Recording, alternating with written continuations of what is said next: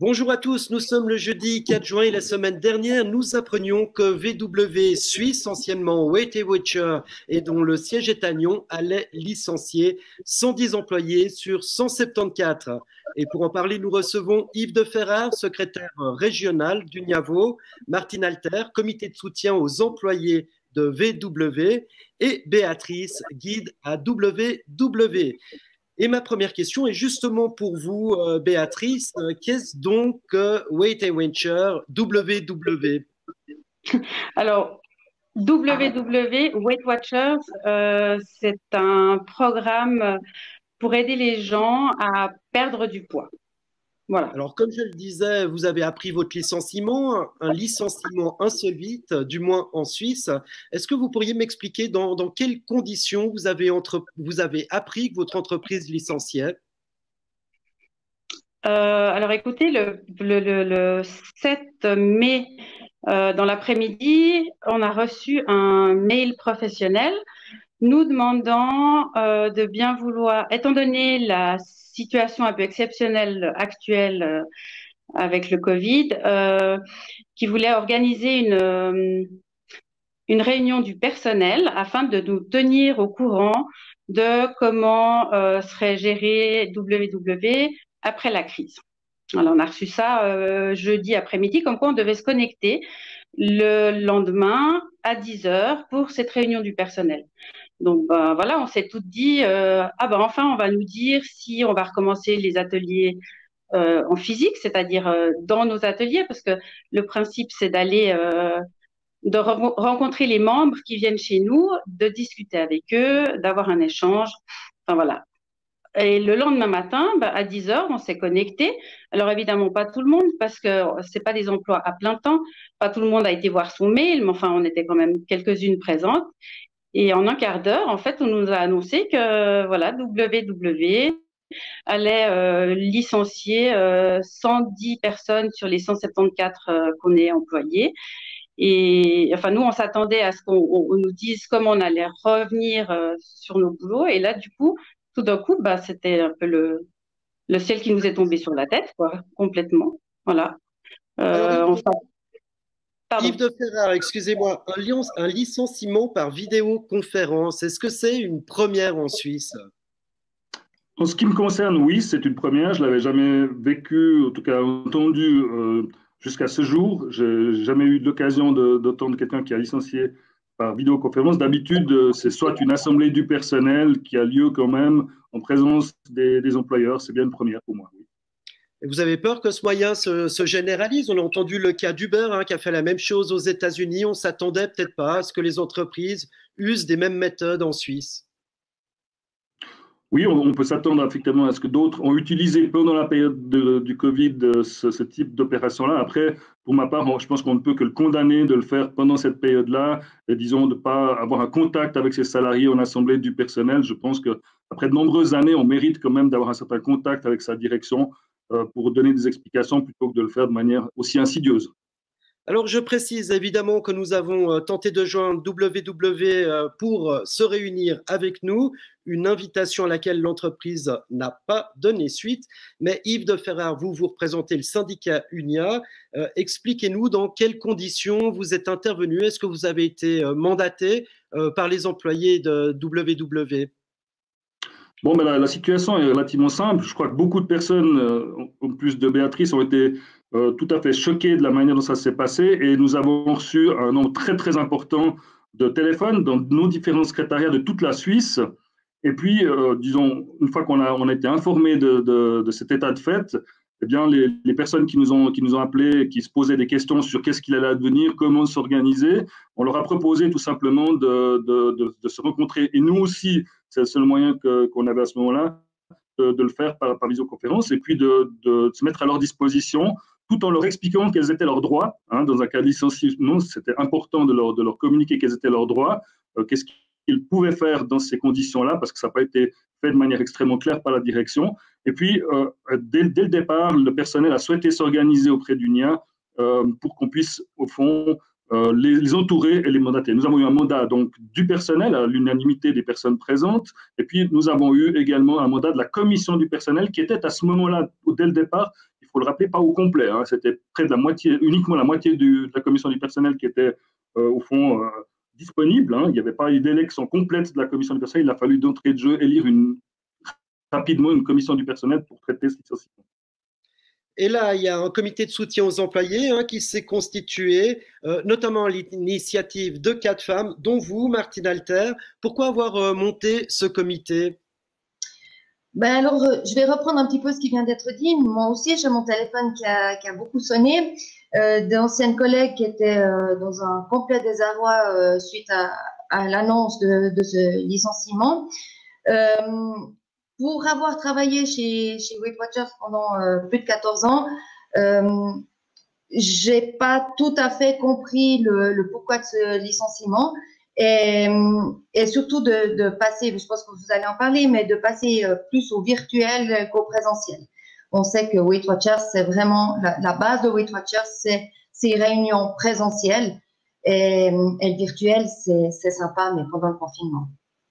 Alors justement, vous avez monté notamment une page Facebook qui est donc ce comité de soutien, on va dire citoyen, d'anciens employés et d'adhérents aux employés actuels de WW, une page qui compte près de 600, plus de 600 personnes. Bon, 700 là aujourd'hui. 700 aujourd'hui et des dizaines de commentaires. On va les voir justement ces commentaires parce que vous parliez du présentiel et sur votre page, les commentaires sont éloquents. C'est désolant et incompréhensible car le succès de Weight Watchers tient au fait que les adhérents perdent du poids grâce aux réunions et au soutien formidable des coachs. Sans les coachs, Weight Watchers ne peut perdurer et deviendra une formule parmi tant d'autres. 3 petits points qui ne fonctionnera pas car la personne se retrouve seule dans son coin avec son régime. Ou encore, en fait, c'est l'ADN de tout ce qui a fait la réussite et la valeur de ce programme qu'il supprime, ou encore, etc., etc. On va le voir. C'est avec les réunions qu'on est le plus motivé. Les réunions virtuelles vont juste pour dépanner. Pendant le confinement, est-ce vrai, Béatrice, qu'il faut se voir pour pouvoir participer à Weight Watchers pour que cette formule convienne? Alors, je pense que c'est essentiel. Ça fait vraiment c'est une grande part de la réussite du programme qu'on propose parce que on développe une certaine comment on dit ça? Une certaine communauté, parce que Weight Watchers, finalement… Oui, en fait, vous savez, on est une famille. Enfin, nous en tant qu'employés, on est une grande famille. Sur le terrain, voilà, comme il a expliqué, on est 170 à peu près.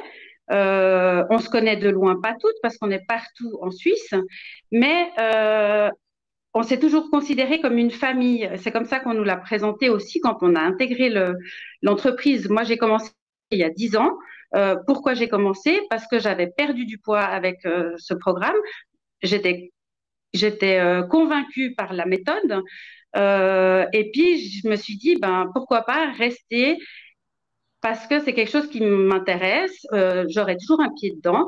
Et puis, l'intéressant, c'est que les personnes qui travaillent chez WW, on a toutes fait le programme, donc on sait de quoi on parle. Quand on se réunit ensemble dans une salle, on est ensemble pour la même chose. Il y a des émotions qui passent, il y a tout ça par écran interposé, ça va pas. Alors autant vous dire que moi ça fait 10 ans que je suis là. J'ai commencé par faire une réunion, enfin maintenant ça s'appelle des ateliers. Actuellement, j'en ai 8. Et en 10 ans de boîte, au niveau reconnaissance, au niveau de la direction, franchement, il n'y a jamais eu grand-chose. Mais pour moi, ça, c'est pas important. Le salaire qu'on touche, il est petit, mais c'est pas important. Moi, c'est pas ça. C'est c'est ce qu'on apporte aux gens. Et puis, je veux dire, là, on nous jette, mais comme un vieux Kleenex. Alors, comme je vous dis, moi, j'ai fêté mes 10 ans d'entreprise au mois de décembre. J'ai reçu un stylo, magnifique. Super. Mais de nouveau, c'est pas ça qui est important. L'important, c'est, voilà, on est une grande famille. On s'est toujours considéré comme une famille. Et là, le haut de la famille, il nous lâche, mais complètement, comme si, je sais pas.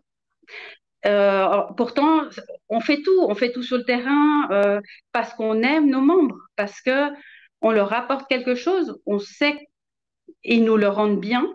Et c'est vrai qu'en virtuel, c'est pas la même chose. C'est vraiment pas la même chose. Martine, Moi, je suis pas coach, hein, pour vous dire. Moi, je suis la petite fourmi. Normalement, je fais tout ce qui est administratif, mais j'ai quand même un contact privilégié avec chaque membre. Quand elle rentre, je connais son prénom. C'est voilà. Et là, de passer tout ça en virtuel, alors c'est vrai, nos réunions, on n'a plus 50 membres par réunion comme moi j'ai eu connu au début quand je travaillais. Les choses ont changé, il y a moins de monde en atelier, mais ça nous permet aussi d'être beaucoup plus individuels et c'est ce qu'on nous demande. En même temps, on nous dit qu'il faut faire ça en à peine 30 minutes. Enfin, finalement, pour eux, il n'y a que le profit et l'argent. Et nous, notre souci en tant qu'employés, c'est pas ça. C'est pas ça. L'argent, alors, c'est c'est rien comparé aux bienfaits que vous apporte ce programme. Martine, Béatrice, j'ai tout de même envie de vous demander, là, vous avez évoqué le fait d'une baisse d'adhérents. Est-ce que en interne, vous étiez au courant de difficultés économiques que traversait cette entreprise? Bon, en ce qui me concerne, moi, ça fait quand même 3 ans que j'ai quitté l'entreprise, mais on s'est rendu compte, en tout cas pour ma part, je me suis rendu compte assez vite.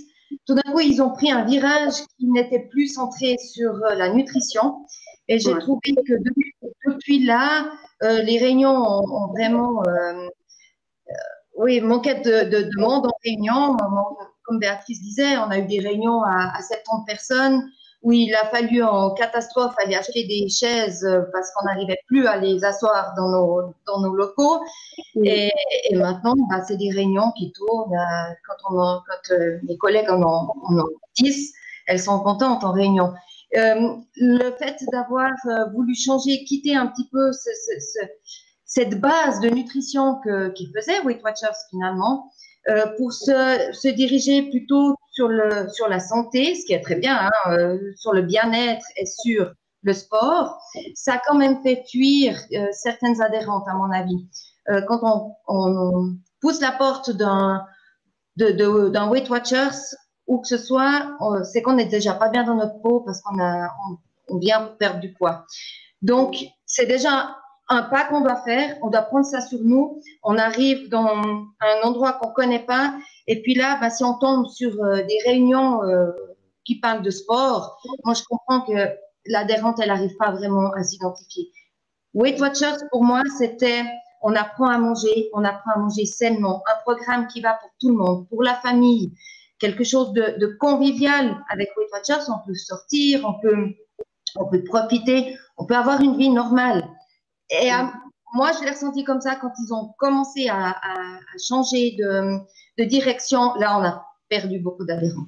Voilà, c'était en 2018, hein, ils avaient annoncé un changement de cap, un cap déjà plus dématérialisé.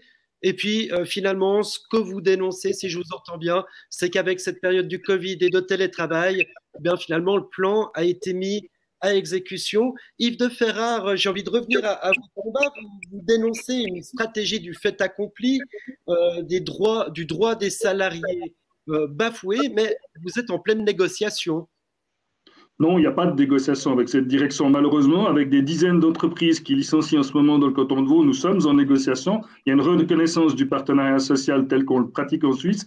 Avec cette direction, on est un peu, si j'ose dire, à l'américaine, où il n'y a aucune volonté de dialogue avec les syndicats. J'ai essayé, je l'ai eu au téléphone, hein, le directeur, M. Balexter, dès le départ. Mais malheureusement, eh bien, cette personne d'entrée de jeu a mis des bâtons dans les roues pour qu'on n'ait aucun dialogue. Ce qu'ils acceptent éventuellement, c'est que le syndicat soit là comme observateur. Alors, imaginez-vous que le personnel n'a pas mandaté le syndicat UNIA à l'unanimité et la commission du personnel pour que nous soyons juste observateurs, mais bien au contraire, pour qu'on puisse participer avec eux aux négociations, comme ça se fait dans toutes les entreprises, et mettre à disposition l'expertise du syndicat.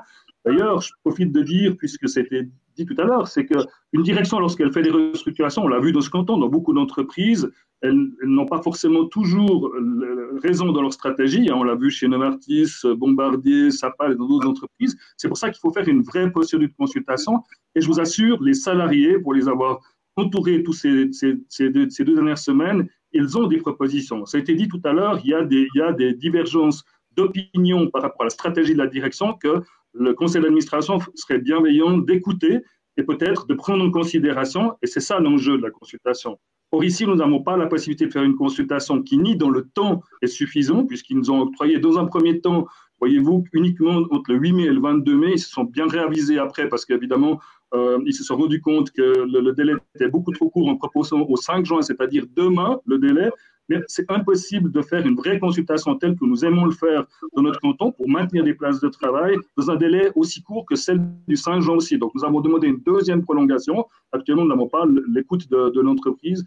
Nous n'avons ni d'écoute pour les négociations, ni d'écoute d'ailleurs pour le délai, un délai suffisant pour faire des vraies propositions crédibles pour maintenir des places de travail, parce que c'est un enjeu fondamental, maintenir des ateliers en présentiel. Et là, il y a des propositions qui vont être faites.